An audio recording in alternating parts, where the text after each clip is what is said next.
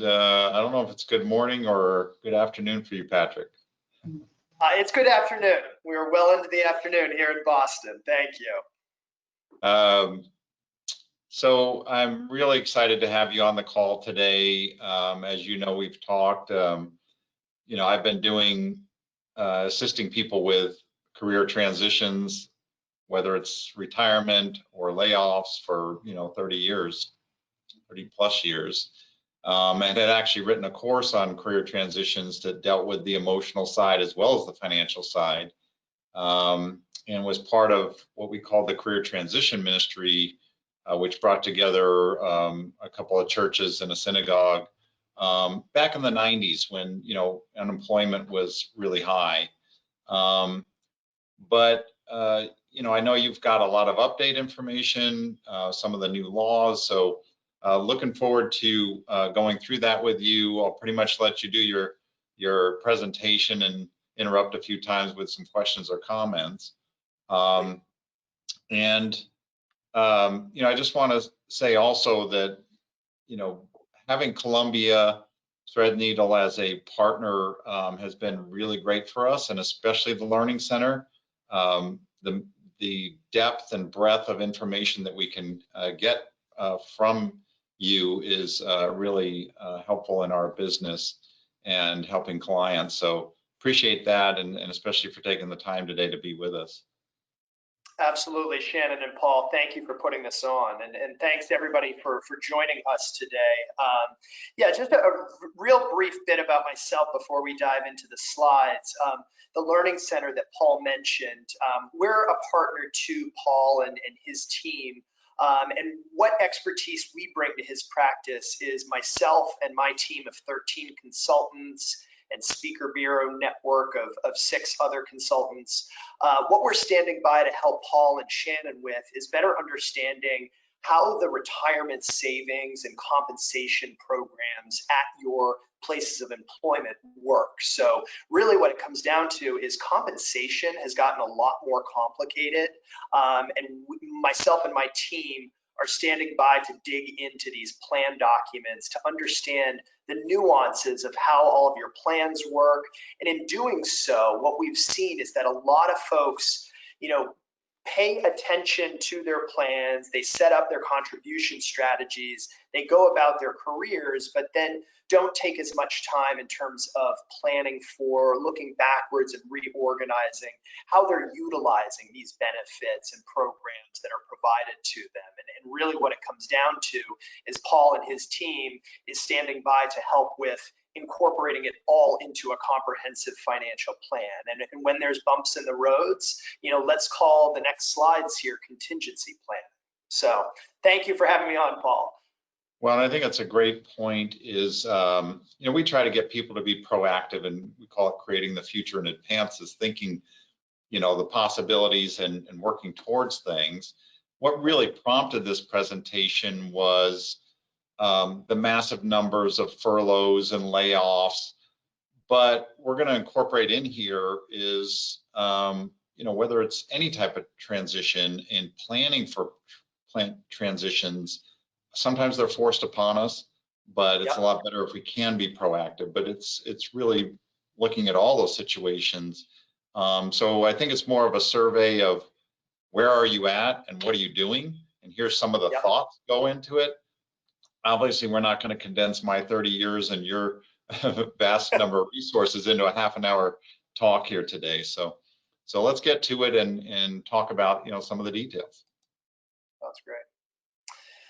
So with regards to mergers and acquisitions, I want to throw this out and then we'll move past it, because I don't think M&A activity is going to be the story of 2020, but let's not forget that any time that companies come together or spin off or one acquires another, whether it's within a similar industry or just any type of acquisition, it creates a lot of angst in the eyes of the workforce. If GE is buying Honeywell, how is that going to play out for the company that was acquired, the acquiring company? Oftentimes what we see with M&A is a certain amount of folks will maybe be offered or extended early retirement packages when there's redundancies in job functions. But other times it's a matter of, did I move to a new company and leave assets behind at a 401k plan or a pension because I'm now showing up to a company that just acquired my business unit. So just be mindful of any time you're working for a company that is subject to an acquisition or acquiring, it might bring about bumps in the road with regards to the status quo. So those are things that we can help in investigating and just really kind of taking some inventory around what's my position within the industry, what's my position in the company, for all of the uncertainty that we just don't know what's out in front of us. So that's all I wanted to really touch on with regards to M&A. And I think kind of our sweet spot is this, retirement, whether it's early or not, is really what we help mostly in a transition and planning for. So. Yeah, I mean, with this, I think 2020 has brought out a great deal of reflection. My personal life, where I live, as I mentioned, I live in Boston, Massachusetts, which is a city. I know a lot of you guys are in the Bay Area of San Francisco. It causes you to reflect on, is city life going to be the same over the next few years? The same goes with working and retirement. And I don't think it's any secret that the COVID pandemic has brought about some acceleration in mindsets with regards to retirement. Are you running a business that's been under duress the last 6-7 months? Maybe now this COVID pandemic has really brought on a catalyst for riding off into the sunset early.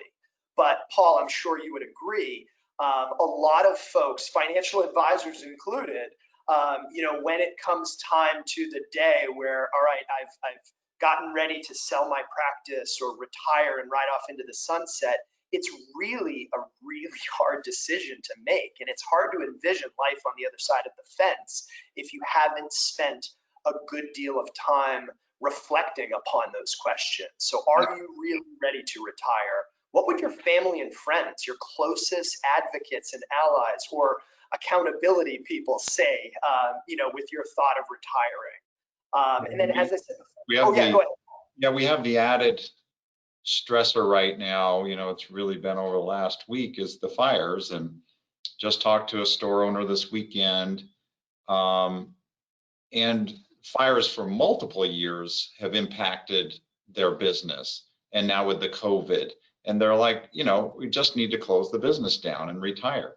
On the other hand, I've had 4 clients, 3 lost their homes, 1 had their business majorly impacted, where, retirement has to be readjusted. Is it a time? Is it, what do we need to do to recover? So those won't be answered for a while, but it goes into, do you really, really want to? Can I really, really do it? Yeah, and I think, really what this slide is setting a placeholder for is just take some time now, before a crisis is upon you, reflect upon your standing within your company, within, the industry where your company resides, or to Paul's point, if you're a business owner, what is your willingness and your readiness to continue on in the business, or, ride on into retirement, or just a revised work schedule. Maybe it's just a little bit more balanced, not a true retirement in the historical sense. Yeah, and I'll mention again at the end, but as Shannon mentioned at the beginning, is the 2 readiness kits that you provided have some of these kind of organizers and thought-provoking ideas for whatever your situation is. So those are helpful if somebody wants to download them, or just ask us and we'll email them to you. Sure, yeah. So next is really, just reflecting on the year, 2020, March 13th, I never thought, I would be sitting here, 6 months into working from home. The world has really changed. And I think we can all agree that certain industries are going to be more heavily impacted than others. But for the last 6 months, a great deal of my time has really been identifying companies that are downsizing their workforces. They like to use a term, and this term was born in 2008 or 9, called right sizing. Granted, industries like automotive manufacturers, airline, banking industry, certain industries where they're just impacted due to the fact that Americans aren't going about their lives the same way they did February and earlier, there's going to be right sizing coming upon us. One other stat that I don't think really hits much of the press or wavelengths is any business that took a bailout as a result of the CARES Act, the COVID legislation that went through. Think of Southwest Airlines. They took $3.5 billion to basically, just like a PPP loan for a small business owner, to maintain cash flow, to make payroll purposes, to pay payroll basically. They're held under a clause, or basically it's giving with strings, where they can't go about layoffs until October 1. So we've been seeing a lot of companies dipping their toe in the water with right sizing in the form of early retirement packages. So voluntary retirement, voluntary layoff, or Paul, you mentioned furloughs. Those have really been what started. The next wave is going to be more significant layoffs, or right sizing as a softer term. This slide that we have up here, I would say this is just a tool that I think not too many people are aware of, but it's a Department of Labor, it's a piece of legislation that's nationally reaching that impacts your state's Department of Labor. So anytime a company is positioning to lay off 50 or more employees over the next 60 days, they need to notify the state's DOL. What the WARN Act stands for is Workers Adjustment and Retraining Notification Act. And basically, it allows the Chamber of Commerce, the Department of Labor, financial advisors, and other professionals to assist industries, assist companies that are going through transitions or reductions in force. So it's a great place to look just to see what your community looks like in terms of downsizing, or within your industry, are any other companies downsizing. It's just a good place to get a perspective of where folks are getting laid off.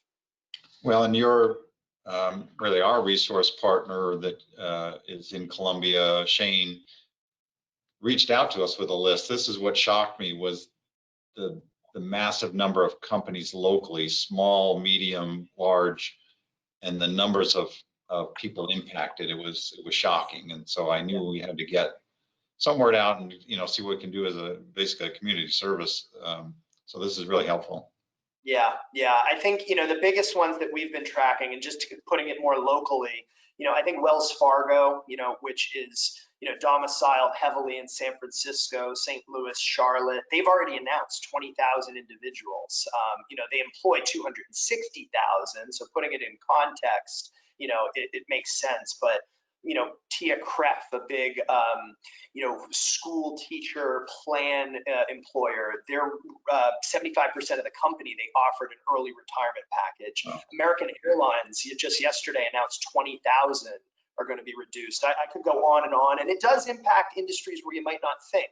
Healthcare, technology, Uber, jettisoned 4,000 individuals in the Bay Area. So I think now there's no better time than now to reflect upon your position, but also your assets, all the different complexities associated with your compensation, your 401ks, your pensions. Now's a good time to take inventory of anything for the uncertainty. Yeah. And that's what I've always said is, to be proactive about it and get some of those resources in place, like loan resources and, home equity lines and those types of things. Because once you don't have employment, obviously those lenders look at you a lot differently. So exactly. Yeah. So the next concept I want to bring in, this is really, getting down to the nitty gritty of, whether it be a voluntary severance or retirement or an involuntary termination. The first component, and Paul, I think you would agree with me in this, the first component is the mental component of this. And I would say this is 50% of the challenge. It's taking time for yourself and really absorbing the trauma that a disruption like a layoff or a furlough brings about. Even the idea of sale of a business, if it's voluntary, retirement, it brings about a lot of angst. And, on a normal time period or glide path, somebody might ready themselves mentally over the course of a 5 or 10-year time period.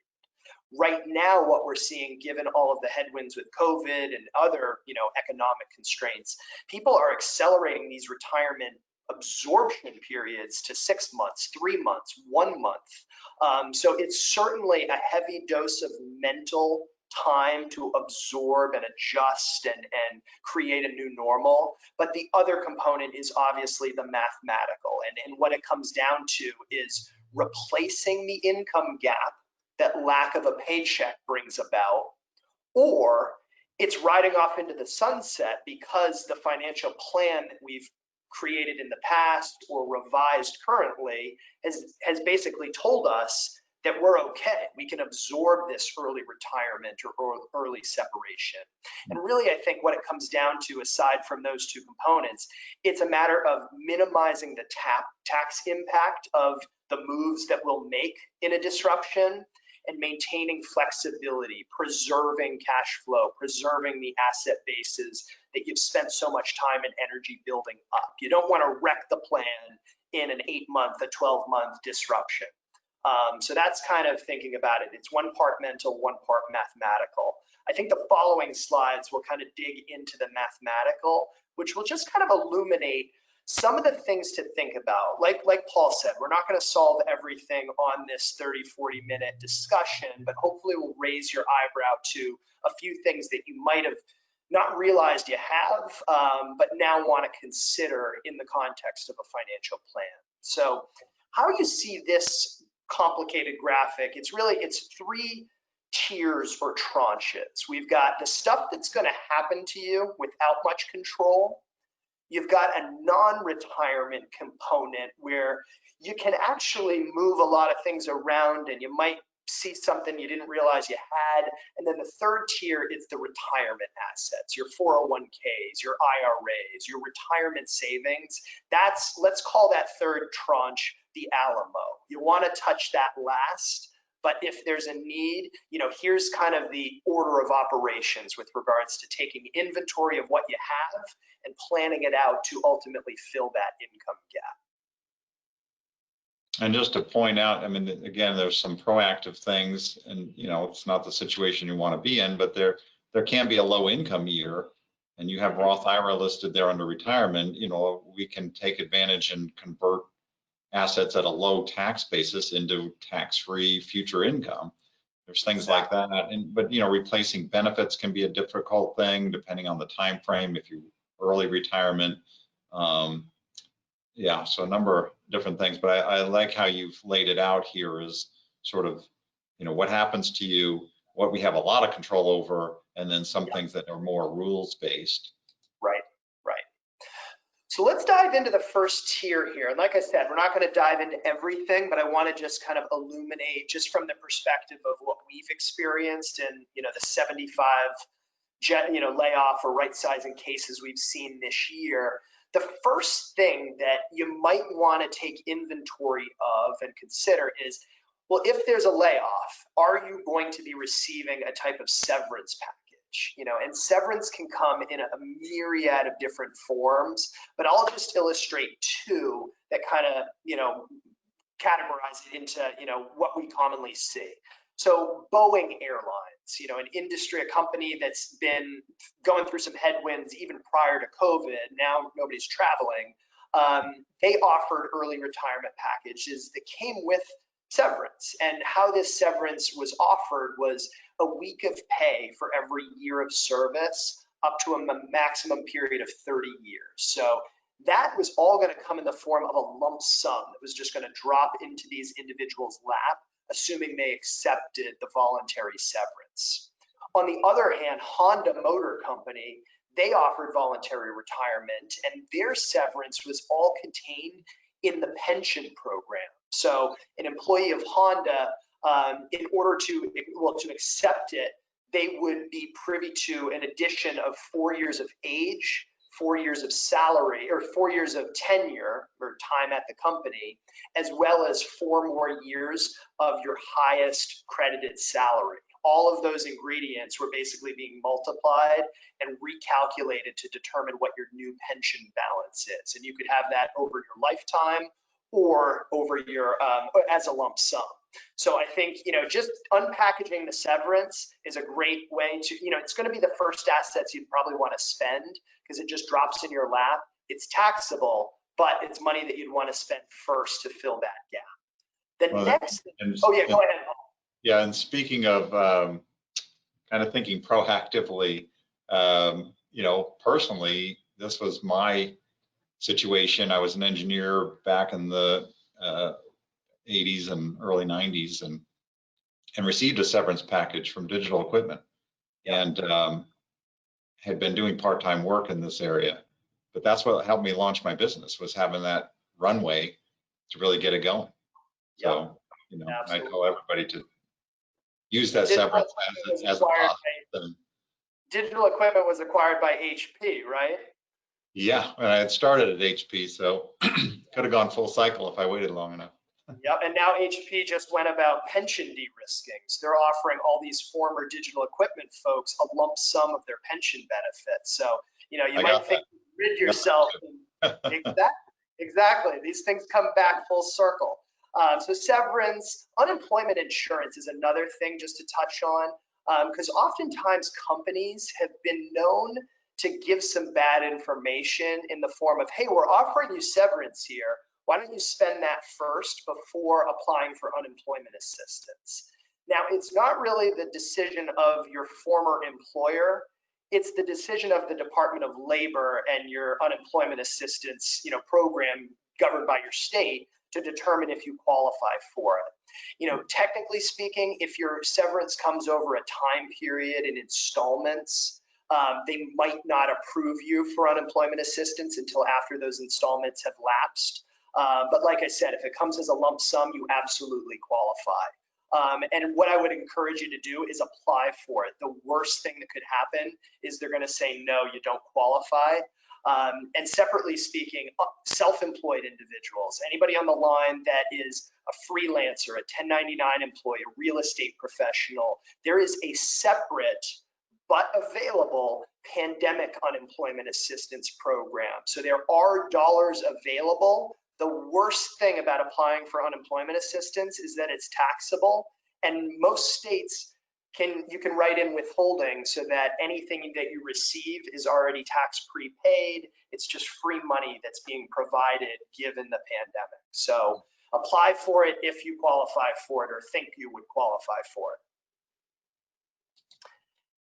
And then, yeah, I think the equity comp, deferred comp, not too much there, but a lot of folks, might have performance or time-based equity compensation that might just drop in their lap. A separation from service might accelerate some vesting, especially, in the Pac Northwest. You've got a lot of tech companies that are incentivizing folks through equity-based compensation. So just things to be cognizant of. It might be a tax problem that drops in your lap, but it might also provide liquidity to fill a gap. So, sorry, just finishing up on that one there. The next tier, this is your non-retirement. And Paul, you brought up a great point around it might be easier to tap into these things or set up these things before a disruption occurs. Things like a home equity line of credit or tapping into your life insurance policies to take a loan against those cash balances. Those types of things kind of represent the non-retirement areas. And then lastly, Social Security. Social Security, have you considered turning it on early? And I want to throw out one thing with regards to Social Security. You can take it as early as age 62, as late as age 70. If you're going under spousal, you wouldn't want to wait a day beyond your full retirement age. But maybe you've thought previously, I'm going to live till 120, so I'm going to try and wait until 70 years old to turn it on. If a layoff or a furlough or some sort of disruption comes about, you can turn it on as early as 62. You actually have 12 months to unwind any election that you made. So if you find yourself out of work, you can turn on your Social Security income, and then hopefully you find a new job if that's the goal 8 months later. You can file a form, it's known as Form 521, to basically unwind it. You have to turn back the principal. You can keep all the interest actually, and you unwind any election so that you resume those step ups and you can go back to your, gold or target age to turn it back on. And then lastly is retirement assets. And, now historically, and I think, Paul, you might agree that retirement assets aren't really a good place to tap into to fill a short-term gap or, something, given a layoff, because if you're not yet 59 and a half, you can't take a distribution out of a plan if you haven't separated. If you have separated and it's pre-tax dollars, you might be subject to a 10% early withdrawal penalty. So like I said, retirement assets are kind of the Alamo. They're best earmarked for retirement. But two things that I really want to touch on for the sake of this year and just making sure you're all aware of these relief points that are being provided under the CARES Act. Look at the DC plan loans at the very top of this chart, as well as the COVID-related distribution. So the loans, you can always take a loan against any 401k or qualified plan balances. Usually the limits are $50,000 under plan rules. This year you can take up to $100,000. So your 401k, you can take a loan against it, you can defer any outstanding loans, and you could actually delay repaying the loan you would take this year. So that was added in, it basically bolstered. The real one I want to get. Oh yeah, go ahead. Yeah, just add again kind of a commercial to what you provide to us around the 401k plans, especially is the synopsis of the plan. So everybody's at a company, has a 401k plan, kind of gets the plan summary, doesn't read all the details. Columbia has gone out and basically broken down and categorized every detail of every qualified plan out there. And it's a great resource that our clients and friends might not know exactly how their plan works, that they may even be able to move balances out of those plans while they're still employed to a self-directed IRA, what the loan provisions are, a lot of detail. And so we call on those when we need that type of information for a particular client so we can understand how the plan works. It's really great service. Yeah, and getting money into tax-free vehicles. I know with like the Secure Act that passed, it kind of got swept under the rug, but traditional IRA wealth, it's harder to transfer that over to non-spousal beneficiaries. So helping individuals get more assets into Roth, that can go to heirs tax-free. That's a huge kind of name of the game, optimizing what you have at work, because there are a lot of hidden benefits in these qualified plans. The next one I want to touch on, and this one I'm really excited about. I know it's brought on during tough times, but the COVID-related distribution. This is something that was written in under the CARES Act that only exists for the remainder of 2020. But you can actually take a distribution from any 401k plan or any IRA for 2020 up to $100,000, and you take that $100,000 and you have the option of either repaying it back to a plan or IRA over a 3-year period to really negate the tax obligation on that distribution, similar to a loan. Or you can take that $100,000 distribution or up to $100,000 distribution and spread the tax obligation on that distribution over 3 years. So basically the spirit of the CARES Act, it's providing PPP loans for business owners to maintain payroll, keep people at work, but also the individual benefits, pandemic unemployment insurance, also this COVID-related distribution.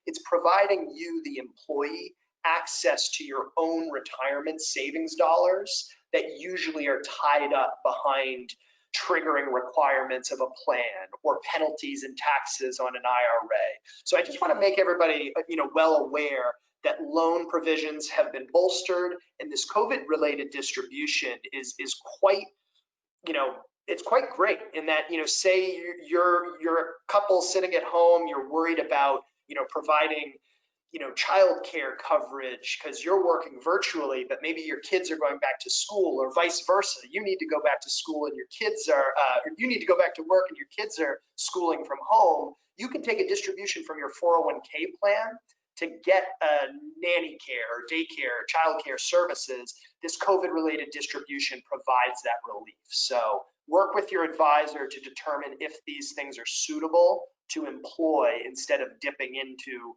other assets that might be more taxed heavily or more penal to dip into.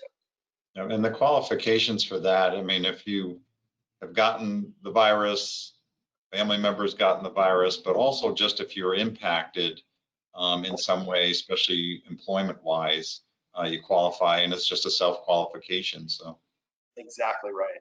Yeah. And then lastly, pension distributions. You mentioned you worked at digital equipment. Anybody who has ever worked for a company, not currently, but over the course of your career arc, have you ever had a pension benefit? I'll tell you that the CFO of those companies don't want to maintain those pension plans anymore, because in a low rate environment, it's really hard to keep these things funded. So they just want to say, hey, instead of the $3,000 a month we were going to pay you, how about this big check to walk away? Anybody who's entertaining an early retirement or just a normal retirement likely might receive a question such as, how do you want your pension assets, as a lump sum or an annuity? And they hope you've taken the lump sum. It might benefit folks to take a lump sum with shorter life expectancy or non-spousal beneficiaries. It's worth having a conversation with your advisor now ahead of the decision as to what the best course of action is. Those and then lastly, Paul, you mentioned to your handouts. Yeah. So and those are available as a download, or just write to us and we can get them to you.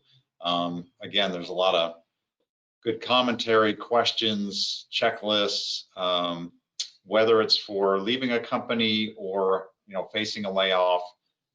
There's one for each there. So I don't know if you want to add anything to that, Patrick. I will just close saying I wish everybody well. I hope none of this is relevant whatsoever. But if it is, let's face it, companies, they're heartless creatures, and you might think you are the most in-value person at an organization until the industry faces a headwind or the company makes a wrong move. It's not what you did, it's what the company might have done. And like you said, Paul, this severance that's being provided by companies, the COVID stimulus, it might just cause you that bridge to find what it really is that you wanted to do all along. So it brings about new ideas, new growth, and we're standing by. We want myself, my team, we want to help you, Paul. I know you want to reach out, get proactive in helping your clients. We're standing by to help all of you through any challenging times. And you can go through these things confidently if you've done the proper planning. And we've seen that play out day in and day out. So happy to help with anything, and I'll turn it back over to you, Paul. Yeah, I appreciate it. I would say, anybody facing any of these situations or want to plan for those situations, reach out to us. We're always happy to give, 30 minutes, 45 minutes to kind of talk through some of these issues. Some of the checklists, as I said, even looking at IRA rollovers. Legally, we cannot tell you what to do with those. We just have a way of giving you the pros and cons of each approach and helping you make a good decision. And that's always been our mantra is, assisting people to make good, strong financial decisions. Sometimes these are forced on us and we need a little extra help. So, all right, well, we'll wrap it up here. And again, thank you, Patrick, and thank you, Columbia. And we may offer, a second version of this sometime in the future, as you said, with the October, maybe a different time and some more things to talk about. So we'll reach out to you. Thank Great. you, Paul. Let's go into the question and answer segment. Let me remind participants to email questions to me at shannon@kingwealth.com. As I mentioned at the start today, today's presentation will be available after the live session and is accessible through the King Wealth Planning website. No questions as of yet. Let's give it a couple minutes to see if any come through.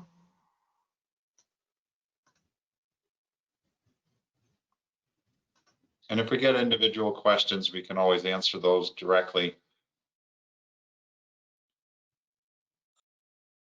Yeah, absolutely.